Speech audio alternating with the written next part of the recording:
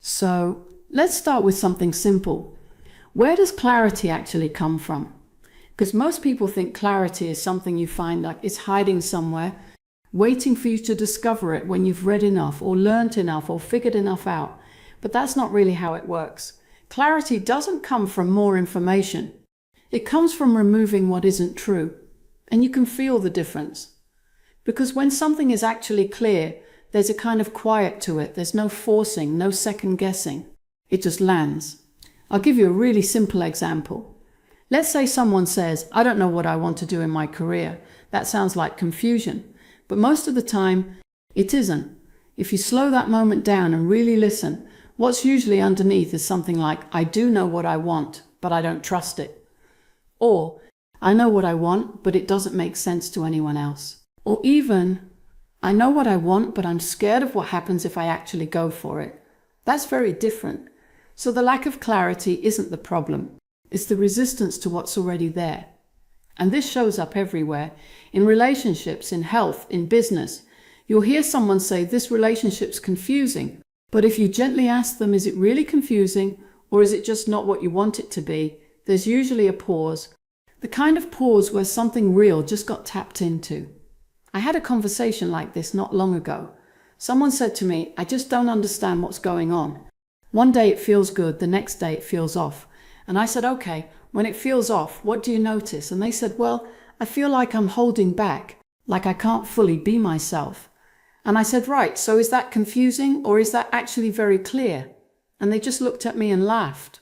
Like, oh, okay, point taken. It's the kind of laugh where you realize you've been calling something confusion when actually it's been clarity the whole time.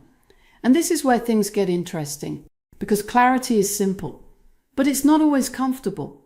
And most people, without realizing it, will choose comfort over clarity, not because they're doing anything wrong, but because clarity asks something of you. If you're clear that a job drains you, then staying in it has a different feeling. If you're clear that a relationship isn't aligned, then continuing to stay in it requires you to ignore something real. So the mind does something quite clever. It creates just enough noise to blur what you already know. This is something you might recognize well. Overthinking, going round in circles, looking for more advice, more opinions, more validation, and it feels productive, but it's not actually moving anything, it's just keeping you in delay. Now, I'm not saying you should suddenly make big dramatic decisions. That's not the point. Clarity isn't about forcing action. It's about seeing clearly enough that the right action becomes obvious. Sometimes that action's small, really small, like having an honest conversation or stopping something you know isn't working, or even just admitting the truth to yourself. And here's something I find people don't expect. Clarity often shows up quietly. It's not always this big dramatic aha moment. Sometimes it's just a simple thought like, that's not for me anymore, or this actually matters more than I've been letting it.